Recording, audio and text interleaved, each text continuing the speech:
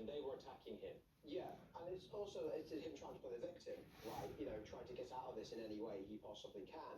And I actually agree with Layla.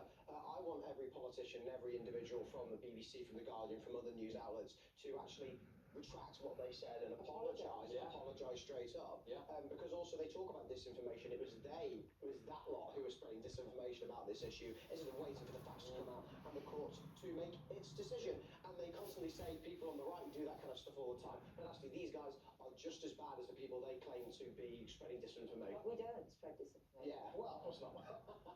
Seb, I'll put this over to you because I think the biggest problem with this story is that as soon as anyone suggested that the migrant actually was not the victim, he wasn't a criminal, they were smeared. I've seen these tweets all day long, people that were surfacing from a year ago now, where people were calling people racist, far right, and it's that smearing that really inflames the tension of the situation. That's what I take massive issue with. I also take issue with the fact that the police seem to choose when they want to intervene on cases. They chose to intervene in this case to release information to the public that said these stories you're putting out is misinformation.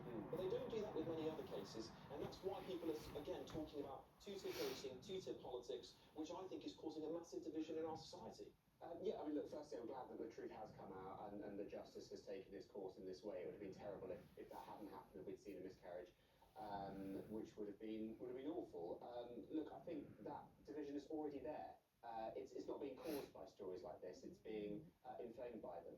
I'm very careful about talking about the left does this, the right says this, because you have to be specific. You have to call out people or groups of people. You can't talk about broad swathes of ideology. Yes, there will have been individuals who jumped to conclusions and got it wrong. I think there's a big lesson here there for all of us, especially those of us who come on television and commentate on issues that are often playing out, to make sure we get our facts straight. And I think the Henry Novak case was a good example of that as well, because we didn't